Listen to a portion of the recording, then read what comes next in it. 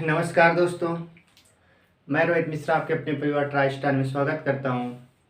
आशा करता हूं बच्चे आप सभी लोग बहुत अच्छे होंगे और एक अपनी बेहतरीन तैयारी भी कर रहे होंगे। जैसा कि आपको पता है, अब एग्ज़ाम के आपके मात्र 2 से 3 दिन बचे हैं। जैसा कि आपको पता है 15 और 16 तारीख को आपका एग्ज़ाम लगा हुआ है। आज अपनी कौन सी तारीख हो चुकी? तो आज आप कहेंगे 13 तारीख हो चुकी, ठीक है। तो 2 दिन का आपके पास समय है। हालांकि जिनका एग्ज़ाम 15 को है, एक दिन पहले आपको जाना पड़ेगा क्योंकि इस बार सेंटर काफ़ी दूर भेजा गया है, तो आपको एक दिन पहले जाना पड़ेगा। यदि आपका 15 अक्टूबर का एग्ज़ाम है तो आपको 14 की रात को जाना पड़ेगा, ठीक है। चलिए, तो अपनी प्रैक्टिस सेट कैसे लेती है? रीजनिंग में प्रैक्टिस सेट नंबर 8 मैंने करा रखी है। ये प्रैक्टिस सेट नंबर कौन सी? 9 है, ठीक है। तो आज हम प्रैक्टिस सेट देखने वाले 9। इसमें कई सारे क्वेश्चन आपको कराए जाएंगे और ये वही क्वेश्चन जो एग्जाम में डायरेक्ट यहाँ से क्वेश्चन फंसेंगे, ऐसे क्वेश्चन को डिजाइन किया गया है, ठीक है। चलिए, टाइम वेस्ट न करते हुए हम क्या करते हैं, अपने सेशन को शुरुआत कर लेते हैं। तो सबसे पहले क्वेश्चन मैंने पहले से लिख रखा है ताकि आपका कम समय में ज़्यादा चीज़ें मिल जाए। तो क्वेश्चन पहला क्या है? पहला क्वेश्चन आपसे पूछा गया कि विषम बताइए, यानी कि ओड वन आउट आपको छांट रहा है। ओड वन आउट का मतलब होता है 3 एक जैसे होते हैं जबकि एक अलग होता है, उस अलग को आपको बताना होता है, ठीक है।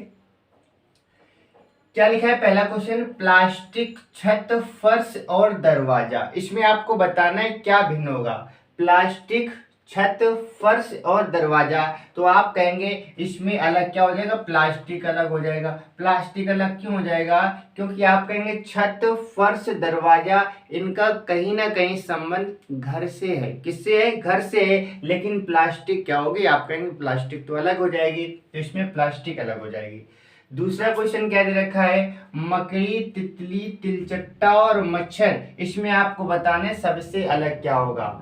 मकड़ी, तिलचट्टा, तितली और मच्छर, तो आप इसमें कहेंगे इसमें मकड़ी अलग हो जाएगी। आप कहेंगे ऐसा क्यों? क्योंकि आपको ये पता होगा तितली, तिलचट्टा और मच्छर ये तीनों उड़ सकते हैं, जबकि हम बात करें बच्चा किसकी? मकड़ी की बात करें तो मकड़ी उड़ नहीं सकती है, ठीक है। इसलिए हमारी मकड़ी क्या होगी? अलग हो जाएगी। अगला क्वेश्चन क्या है? सांप, छिपकली, मगरमच्छ और सरीसृप, इसमें आपको बताना है सबसे अलग क्या होगा। तो आप कहेंगे सांप, छिपकली, मगरमच्छ ये तीनों किसके अंतर्गत आते हैं? तो आप कहेंगे तीनों आते हैं सरीसृप के अंतर्गत आते हैं, इसलिए ये हमारा सरीसृप क्या होगा? तो आप कहेंगे इन सबसे अलग हो जाएगा, ठीक है। चलिए, अब हम बात कर लेते हैं अगले प्रश्न की। अगला प्रश्न आपसे पूछा गया है 8 को 512 लिखा गया है, 9 को 719, 1 को 1 लिखा गया, 4 को 64, इसमें बताना सबसे अलग क्या होगा। तो आप कहेंगे 8 का क्यूब क्या होता है? 512 होता है। 1 का क्यूब 1 होता है। 4 का क्यूब क्या होता है? 64 होता है। लेकिन 9 का क्यूब 729 होता है, ना कि 719 होता है, इसलिए ये अलग हो जाएगा सबसे। ये क्या होगा? सबसे भिन्न हो जाएगा। चलिए, बात इसकी कर लेते हैं बच्चों। इसमें देखो क्या करना है, जब सीरीज बड़ी दिखी तो आपको क्या करना होता है? आपको हमेशा नंबर को प्लस करना होता है। आप देखेंगे 3 2 5 6 11, 11 5 कितना होता है? तो आप कहेंगे 16 4 20, इसे जोड़ेंगे तो कितना आएगा? 20 आ जाएगा। ऐसे आप यहाँ पर देखेंगे 2 1 3 5 8 3 11, 11 6 17, आप कहेंगे यहाँ पर 17 आ जाएगा। 6 2 8 1 9 3 12 5 17, आप यहाँ पर भी 17 आ जाएगा। तो 5 2 7 1 8 6 14 14 3 17, आप कहेंगे सबका तो योग 17 आ रहा है, बट इसका योग कितना आ रहा है? 20 आ रहा है। ये इसका मतलब क्या? ये भिन्न से अलग हो जाएगा। ये भिन्न से क्या होगा? अलग हो जाएगा। बात कर लेते हैं अगले प्रश्न की। क्या लिखा है? जैन, DECOCT और NOV। अब ये क्वेश्चन आपको फंसा सकता है। आप सारे लॉजिक लगा देंगे लेकिन आपका आंसर आने वाला नहीं। बट आपने गौर किया होगा तो ये कहीं ना कहीं क्या लिखा है? जैन से याद रखना जनवरी, दिसंबर, अक्टूबर और नवंबर लिखा है। आपको पता है जनवरी में 31 दिन होते हैं, दिसंबर में 31 दिन होते हैं, अक्टूबर में 31 दिन होते हैं, जबकि नवंबर में कितने दिन होते हैं? 30 होते हैं। कितने होते हैं? 30 होते हैं। तो आप कहेंगे नवंबर सबसे क्या होगा? अलग हो जाएगा, ठीक है। चलिए इधर बात कर लेते हैं। तो ये थे हमारे क्वेश्चन। 6 क्वेश्चन किसके थे? विषम यानी कि ओड वन आउट के थे। अब हम क्वेश्चन देखने वाले हैं एनालॉजी के क्वेश्चन, ठीक है। ऐसे भी क्वेश्चन आपके एग्जाम में पूछे जाएंगे। लिखा है सख्त का मतलब होता है क्या? पत्थर, यानी कि सख्त क्या है? ऐसे कह सकते हैं पत्थर क्या होता है? सख्त होता है। पत्थर कैसा होता है? तो आप कहेंगे सख्त होता है। तो बताइए नरम क्या होता है? ऑप्शन हमारे पास दे रखा है पंख चमक चांद बालू। तो आप कहेंगे बालू तो नरम होती नहीं है, चमक का कोई लॉजिक नहीं बनता, चांद भी हमारा नहीं होता, आंसर क्या आएगा पंख। बच्चों पंख क्या होते हैं, चिड़ियों के पंख कैसे होते हैं, आप कहेंगे बहुत नरम होते हैं, कोमल होते हैं। ठीक है, अब हम बात करें गौरैया दाना खाएगी तो रेशम का कीड़ा क्या खाएगा। अगर गौरैया दाना खाती है तो रेशम का कीड़ा क्या खाएगा। तो आप कहेंगे रेशम का कीड़ा मैपल तो खाएगा नहीं, पाइन नहीं खाएगा, सिल्क नहीं खाएगा, आपका आंसर क्या आएगा, मलबरी आएगा। लेकिन आप कहेंगे मलबरी क्या होता है। बच्चों मलबरी हो सकता है आपने नाम ना सुना हो, लेकिन आपने शहतूत का नाम सुना होगा। शहतूत का एक वृक्ष होता है ना, जिससे शहतूत हम लोग खाते हैं। तो याद रखना, जो रेशम का कीड़ा होता है, रेशम का कीड़ा क्या करता है बच्चों, मलबरी खाता है। यानी कि मलबरी का दूसरा नाम बच्चों क्या होता है, याद रखना शहतूत होता है। क्या होता है, तो आप कहेंगे इसका दूसरा नाम क्या होता है, शहतूत होता है। तो याद रखना, जिस प्रकार से गौरैया का संबंध दाना से होता है, ठीक इसी प्रकार से रेशम का जो कीड़ा होता है, इसका संबंध बच्चों किससे होता है, तो आप कहेंगे मलबरी से या शहतूत से होता है। ठीक है, चलिए इंपॉर्टेंट क्वेश्चन थे बच्चों, ऐसे क्वेश्चन आपके एग्जाम में जरूर आ सकते हैं, तो इनको एक बार आपको क्या करना है, अच्छे से देख लेना है। ठीक है, चलिए अब हम बात कर लेते हैं, अगले प्रश्न की बात कर लेते हैं। अगला प्रश्न आपसे क्या पूछा गया है, नेक्स्ट क्वेश्चन के लिए हम बात करें बच्चों, तो आपसे पूछा गया है कि पर्वत का घाटी से संबंध है। अगला क्वेश्चन क्या है, पर्वत का संबंध किससे बचा, तो पर्वत का संबंध घाटी से है। तो आपसे पूछा गया बच्चों कि बताइए क्या दुश्मन का संबंध किससे होगा। आपसे पूछा गया दुश्मन का संबंध किससे होगा, और इसके लिए बच्चा हम ऑप्शन देंगे आपके लिए। ऑप्शन दे रखा है दोस्त, अनजान, निर्दयी। दोस्त, अनजान, दोस्त के बाद में अनजान, अनजान के बाद में बच्चा क्या दे रखा है, निर्दयी दे रखा है। और इसके बाद क्या दे रखा है, इसके बाद दे रखा है देश दे रखा है। इसमें आपको बताना है इसमें कौन सा राइट आंसर आएगा। तब तक हम एक दूसरा क्वेश्चन लिख लेते हैं। लिखा है बच्चा ACEG, ACEG, इसको क्या लिखा गया है, इसे लिखा गया है KMOQ। तो आपसे पूछा गया है, तो आपको बताना क्या है, आपको ये बताना है कि आप आई के, ठीक है, आई के MO को आप क्या लिखेंगे।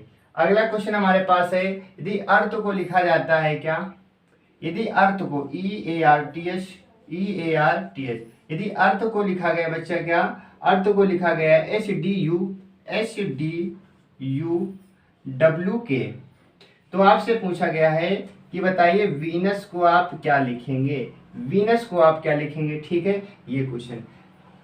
और इसके बाद एक क्वेश्चन और देख लेते हैं। जैसे लिखा है 19 को लिखा गया है, 19 को क्या लिखा गया है, 361 लिखा गया है। इसी प्रकार से आपसे पूछा गया है कि बताइए कौन सा सही होगा। ठीक है, 19 को लिखा गया है 361, तो आपको बताना है कौन सा सही होगा। इसके लिए ऑप्शन दे रखा है, पहला ऑप्शन क्या है, 13 को आप 169 लिखेंगे, पहला ऑप्शन। दूसरा ऑप्शन है आप 15 को क्या लिखेंगे, 235 लिखेंगे, या फिर तीसरा ऑप्शन है 9 को आप 27 लिखेंगे, या फिर आप 12 को 154 लिखेंगे। ठीक है, इसमें आपको बताना है। तो चलिए बात करेंगे पर्वत को घाटी का आगे। तो आप कहेंगे पर्वत और घाटी बच्चा क्या होता है, एक दूसरे का अपोजिट होता है। पर्वत घाटी आपको पता है, पर्वत ऊपर, घाटी कहाँ, नीचे, फर्श में होती है। इसी प्रकार से दुश्मन का बताइए विलोम क्या होगा। तो आप कहेंगे दुश्मन का विलोम क्या होगा, दुश्मन का निर्दयी होगा नहीं, देश बनेगा नहीं, अनजान बनेगा नहीं। दुश्मन का क्या होता है बच्चा, दोस्त होता है। दुश्मन का अपोजिट क्या होता है, तो आप कहेंगे दोस्त होता है। ठीक है, चलिए हम बात करेंगे ACEG को, ये लिखा गया। तो बताइए IKMN को क्या लिखा जाएगा बच्चे, इसमें देखेंगे। सबसे पहले A से आप K में जाएंगे, तो आप कहेंगे A का मान क्या होता है, 1 होता है, K का मान क्या होता है, 11 होता है। यानी कि आपको कहीं ना कहीं 10 जोड़ना पड़ेगा। ठीक है, C का मान क्या होता है, आप कहेंगे 3 होता है, और इसका मान क्या होता है, 13 होता है। तो आप कहेंगे यहाँ पर जाने पर 10 जोड़ना पड़ेगा। यानी कि एक चीज तो क्लियर हो गई बच्चा कि सब में क्या जोड़ना है। तो आप कहेंगे सब में हमें 10 जोड़ना है। कितना जोड़ना है, सब में 10 जोड़ना है। ठीक है, तो आपको ये क्लियर हो गया है कि इसमें लॉजिक क्या चल रहा है। सब में +10 करना है, आप यहाँ पर भी क्या करेंगे, +10 करेंगे। आई का क्या होता है, 9 होता है बच्चा, आप 9 में 10 जोड़ेंगे तो कितना है, 19 आएगा। 19 को हम क्या बोलते हैं, S बोलते हैं।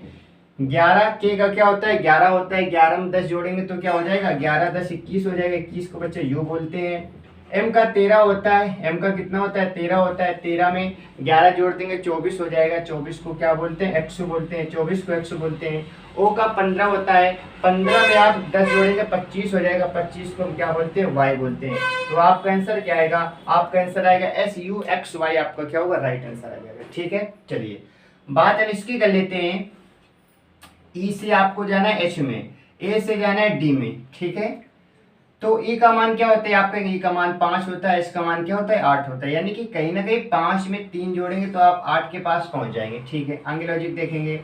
ए का मान 1 होता है, डी का मान क्या होता है 4 होता है, तो आप कहेंगे 1 से 4 जाना है, +3 करना पड़ेगा, यानी कि लॉजिक फिर से हमारा बैठ गया। लॉजिक क्या बैठा कि सब में हमें +3 करना है, सब में क्या करना है, +3 करना है, यानी कि लॉजिक है कि सब में 3 जोड़ना है। ऐसे आप यहाँ पर सब में जब 3 जोड़ेंगे, v का 22 होता है, 22 3 आप क्या बोलेंगे 25, 25 को मोबाइल लिखते हैं। ठीक है, ई का मान क्या होता है, ई का मान 5 होता है, 5 में 3 जोड़ेंगे 8, 8 का मतलब क्या होता है, एच होता है। एन का मान 14 होता है, 14 में 3 जोड़ेंगे 17 का मतलब क्यू होता है। एस का मान 19 होता है, 19 में आप 3 जोड़ेंगे 19 3 22, 22 का मतलब क्या होता है, वी होता है। तो आपका आंसर क्या आएगा, YHQV आपका क्या होगा, राइट आंसर आ जाएगा। ठीक है, यदि इसमें कहा गया कि 19 को आप 361 लिख रहे हैं तो इनमें से कौन सा ऑप्शन सही होगा, तो आप पहले ये देखो 19 से 361 कैसे लिख सकते हैं। तो आप कहेंगे 19 का स्क्वायर कितना होता है, 361 ही तो होता है। 19 का स्क्वायर क्या होता है, 361, यानी कि पहली वाली संख्या का स्क्वायर किया गया। ऐसा ऑप्शन देखेंगे कौन सा सही है, तो ये तो आपका पहला ही सही हो जाएगा। 13 का स्क्वायर क्या होता है, 169 होता है, बाकी 15 का 225 होता है, 9 का 729 होता है, 12 की होता नहीं, सब गलत हो जाएगा, 12 का 144 होता है। ठीक है, तो हमारा कौन सा सही हो जाएगा, आप कहेंगे इसका दूसरा वाला राइट हो जाएगा। ठीक है, तो ऐसे ही क्वेश्चन आपके एग्जाम में भी आने वाले हैं, क्योंकि आपको पता है पेट एक प्रारंभिक परीक्षा होती है और प्रारंभिक परीक्षा कोई मेंस परीक्षा नहीं होती है, इसमें आसान क्वेश्चन पूछे जाएंगे। ठीक है, क्योंकि इसमें तो कुल मिलाकर भीड़ को हटाना होता है, भीड़ को कम करना होता है, तो क्वेश्चन ज्यादा इसमें टफ नहीं रखे जाएंगे, क्वेश्चन आसान आपके एग्जाम में आएंगे। फिर भी हमें एक लेवल क्या करना है, इससे अप रखना है कि क्वेश्चन अगर टफ भी करना चाहेगा तो हमारे सारे क्वेश्चन बन जाने चाहिए। अब हम बात कर लेते हैं अगले प्रश्न की। अगला प्रश्न लिखा है, पेन को 755 लिखा गया है, PEN, पेन को कितना लिख दिया, 755 लिख दिया। तो आपसे पूछा गया है, तो बताइए FOG को आप क्या लिखेंगे, तो आपको बताना है FOG को आप क्या लिखेंगे। ठीक है, अगला क्वेश्चन है, स्मार्ट को लिखा गया है 31524, यदि स्मार्ट को लिखा गया है, स्मार्ट को क्या लिखा गया है, स्मार्ट को लिखा गया 31524 लिखा गया है। ठीक है, इसके बाद में मार्बल को क्या लिखा गया है, मार्बल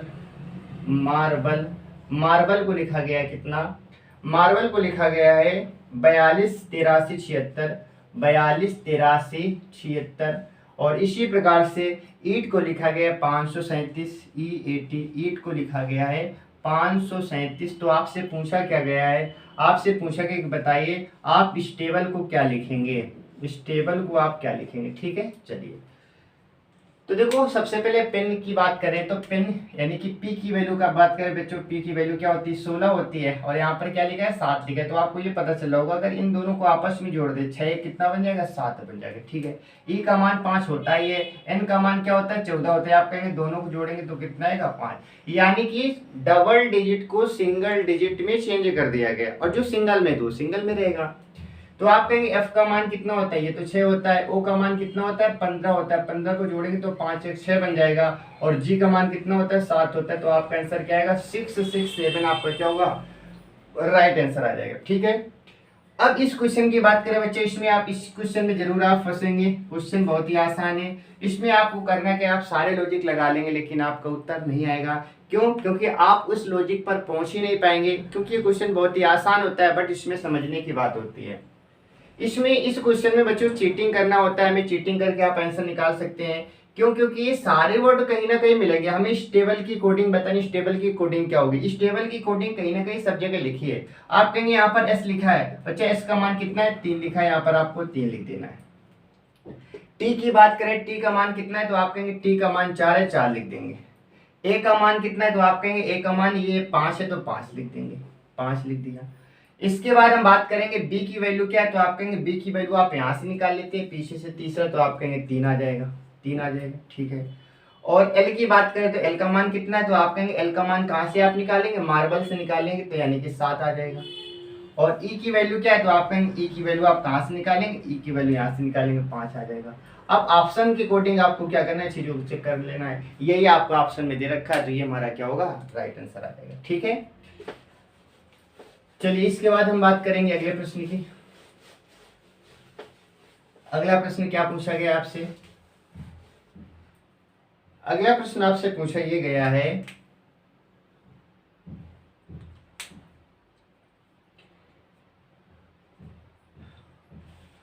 लिखा है कि श्री एक्स कुमारी, श्री एक्स कुमारी, अगला प्रश्न है श्री एक्स कुमारी,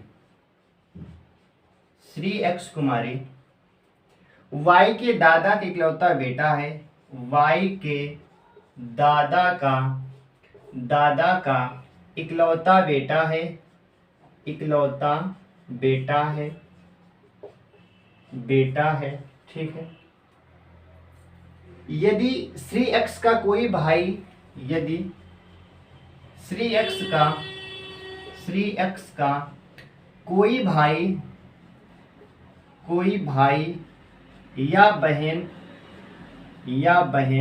नहीं है, बहन नहीं है, कोई भाई बहन नहीं है। ठीक है, और उनके पिता कुमारी बाई के दादा हैं, और उनके पिता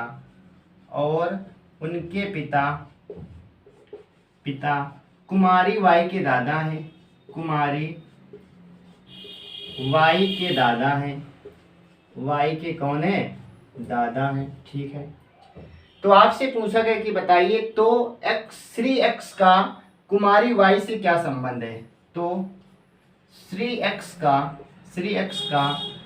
कुमारी वाई से संबंध बताना है, कुमारी वाई से संबंध आपको बताना है कि वाई से संबंध क्या होगा, ये आपसे क्वेश्चन पूछा गया। ठीक है, चलिए तो बनाने की कोशिश करते हैं। क्या लिखा है, एक्स जो है ये कुमारी वाई के दादा का इकलौता बेटा है, यानी कि श्री एक्स कुमारी वाई के दादा। तो सबसे पहले यहाँ पर वाई बना लेते हैं, वाई के दादा तो आप कहेंगे यहाँ पर पिताजी आ जाएंगे, और यहाँ पर कौन आएंगे, दादा साहब है, यहाँ तो दादाजी आ जाएंगे, दादा आ जाएंगे। ठीक है, वाई के दादा का इकलौता बेटा है, यानी कि जो एक्स है वाई के दादा का इकलौता बेटा है, तो आप कहेंगे यहाँ पर क्या आ जाएगा, यहाँ पर तो एक्स आ जाएगा, यहाँ पर कौन आएगा, यहाँ पर एक्स आ जाएगा। ठीक है, का इसके बाद लिखा है एक्स का कोई ना तो भाई है और ना ही बहन है, इस एक्स का ना तो कोई भाई है और ना कोई बहन है। आगे फिर क्या लिखा है, और उनके पिता कुमारी वाई के दादा हैं, यानी कि जो एक्स के पिताजी हैं वाई के दादा, ये तो आपको दिख ही रहा है। ठीक है, दादा हैं, तो श्री एक्स का कुमारी वाई से संबंध बताना है, यानी कि एक्स वाई के कौन लगेंगे, तो आपको दिख रहा होगा ये एक्स जो पर्सन है ये वाई के कौन है, ये पिताजी हैं। कौन है, पिताजी हैं, यानी कि फादर आपका क्या होगा, राइट आंसर आ जाएगा। ठीक है, इसका आंसर क्या होगा, फादर आपका राइट आंसर हो जाएगा। उम्मीद है आपको ये समझ आया होगा। यानी कि ब्लड रिलेशन से संबंधित आपके सिलेबस में दे रखा है, लेकिन इससे संबंधित जितने टाइप के क्वेश्चन बन सकते हैं वो हर टाइप के क्वेश्चन आपको कराए गए, और इससे बाहर कोई भी सवाल नहीं आएगा, क्योंकि जब हम हर एक टाइप पढ़ लेंगे तो सवाल कहाँ से एग्जामिनर बनाएगा, क्वेश्चन ऐसे ही बनेंगे आपके एग्जाम में भी। अब हम बात करेंगे अगले प्रश्न की। अगला प्रश्न लिखा है, एक परिवार में दादी पिता माँ, एक परिवार में दादी पिता माँ, एक परिवार में दादी, एक परिवार में दादी माँ, एक परिवार में दादी माँ, एक परिवार में दादी पिता माँ, पिता माँ तथा उनके 4 लड़के तथा उनके 4 लड़के तथा उनके क्या है, तो आप कहेंगे 4 लड़के हैं।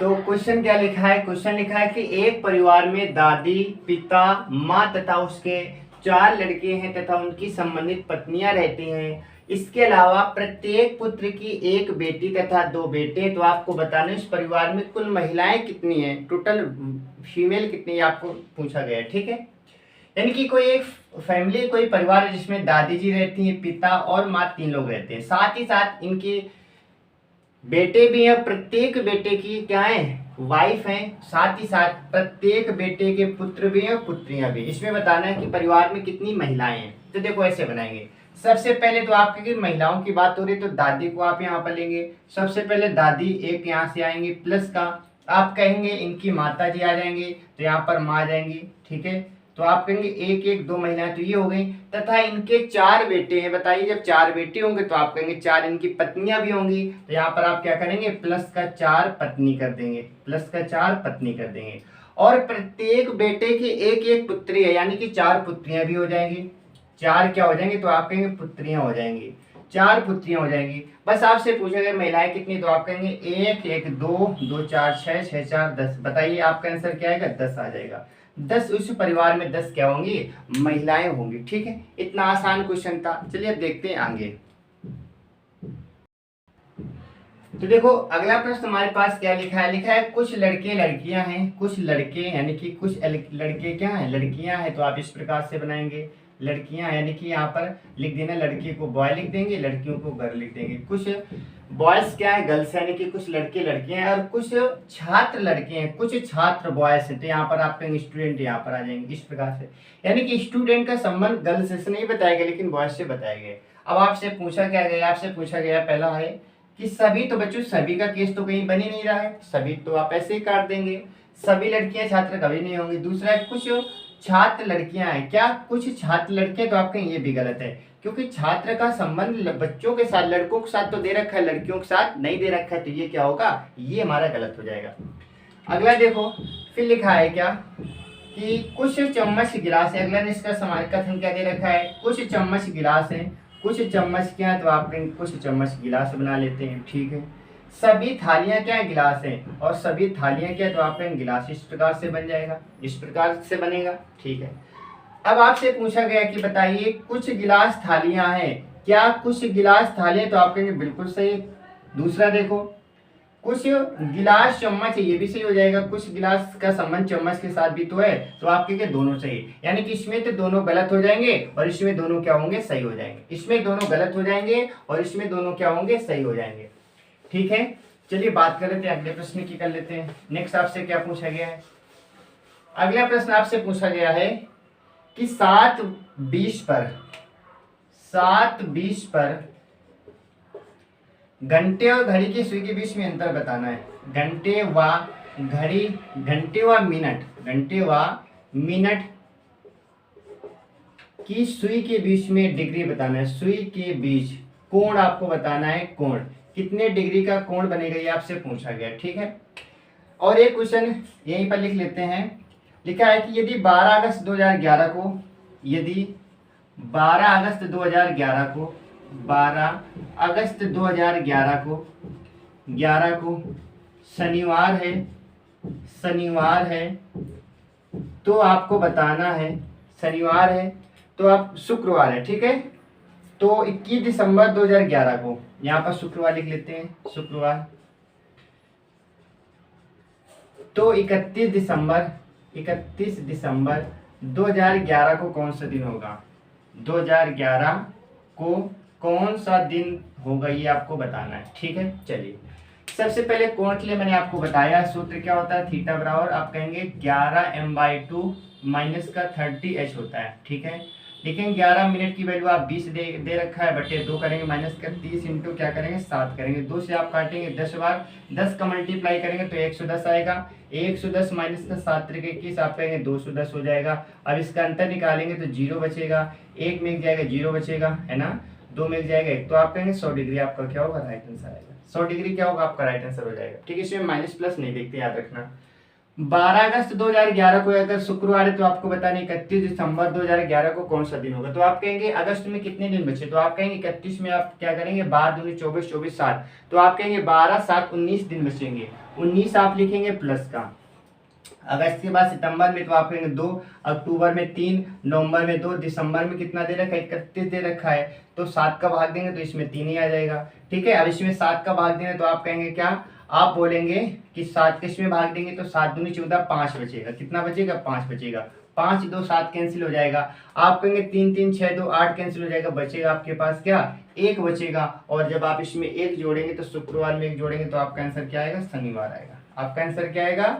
आपका आंसर शनिवार आ जाएगा। ठीक है, आपका आंसर शनिवार क्या होगा? राइट आंसर हो जाएगा। ठीक है, चलिए इसके बाद हम बात कर लेते हैं, अगले प्रश्न की बात कर लेते हैं।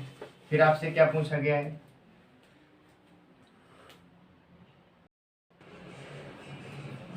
तो अब क्वेश्चन देखने वाले, अगला प्रश्न हमारे पास क्या लिखा है? लिखा है कि कथन क्या दे रखा है कि सुबह की सैर स्वास्थ्य के लिए लाभदायक है। क्या है? सुबह की जो सैर है, सुबह की जो सैर है स्वास्थ्य के लिए क्या है? लाभदायक है। तो इसमें निष्कर्ष पूछा गया है कि बताइए सभी स्वस्थ लोग सुबह की सैर जाते हैं क्या? जितने भी लोग स्वस्थ हैं क्या ये सबके सब सैर जाते हैं? क्या आप ऐसा निष्कर्ष निकाल सकते हैं क्या? आप कहेंगे बिल्कुल भी ऐसा नहीं निकाल सकते। क्या सभी स्वस्थ लोग सैर जाते? नहीं, कुछ लोग जाते हैं लेकिन कुछ लोग नहीं जाते। तो पहला आपका कहना क्या हो जाएगा? गलत हो जाएगा। दूसरा क्या लिखा है? शाम की सैर हानिकारक है। शाम की सैर हानिकारक है, क्या ये सत्य है कि असत्य है? बताइए। शाम की सैर क्या है? हमें शाम के बारे में तो बताया नहीं गया, हमें अपना कोई लॉजिक नहीं लगाना है। हमें लॉजिक किसका लगाना है? हमें लॉजिक लगाना है जो हमारे सेंटेंस में दे रखा है। तो पहला भी गलत है, दूसरा भी गलत है। अगला आपसे क्या पूछा गया? आपसे पूछा गया कि बताइए दालों की कीमत में बहुत तेजी वृद्धि हो रही। दालों की कीमत में क्या हो रही? बहुत तेजी से वृद्धि हो रही है। और पहला निष्कर्ष दे रखा है लोग दाल नहीं खरीद सकते। ये कौन सा लॉजिक हो गया? लोग दाल नहीं खरीद सकते। दाल कितनी भी महंगी हो जाए, अभी प्याज महंगा हो गया था, क्या लोगों ने प्याज नहीं खाया था? कितना भी महंगा हो जाए लेकिन हमें अपनी पूर्ति करने के लिए भले पहले 1 किलो लेते थे, अब आधा किलो लेंगे, लेकिन हाँ खाएंगे जरूर। तो पहला लॉजिक तो कहने का अर्थ इनका गलत हो गया। दूसरा क्या है? दालें एक दुर्लभ वस्तु बन गई है। दालें क्या है? आप कहेंगे एक दुर्लभ वस्तु बन गई, बिल्कुल गलत है। क्यों? दुर्लभ का मतलब होता है जो है ही नहीं। दुर्लभ का मतलब है ही नहीं। महंगाई बढ़ी है लेकिन वस्तु दुर्लभ नहीं बनी है। तो आपका ये लॉजिक भी क्या होगा? गलत हो जाएगा। यानी कि दोनों के दोनों लॉजिक क्या होंगे? तो आप कहेंगे दोनों के दोनों लॉजिक गलत हो जाएंगे। दोनों क्या हो जाएंगे? दोनों गलत हो जाएंगे। अब इसके बाद बच्चों हम देखने वाले लास्ट क्वेश्चन इस सेशन का देखने वाले, इसके बाद अपनी क्लास क्या होगी यहीं पर समाप्त होगी। लास्ट क्वेश्चन हमारे पास से क्या दे रखा है? कथन में बच्चों दे रखा है। कथन में क्या दे रखा है?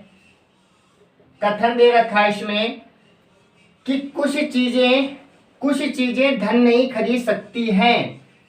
ठीक है, कुछ चीजें धन नहीं खरीद सकती हैं। कुछ चीजें क्या दे रखा है? कुछ चीजें धन नहीं खरीद सकती हैं। कुछ चीजें धन नहीं खरीद सकती, नहीं खरीद सकता। कुछ चीजें धन नहीं खरीद सकता, यानी कि कुछ ऐसे सामान है जिसे धन नहीं खरीद सकता है। जैसे की बात करें शिष्टाचार, नैतिकता। जैसे की बात करें शिष्टाचार, नैतिकता।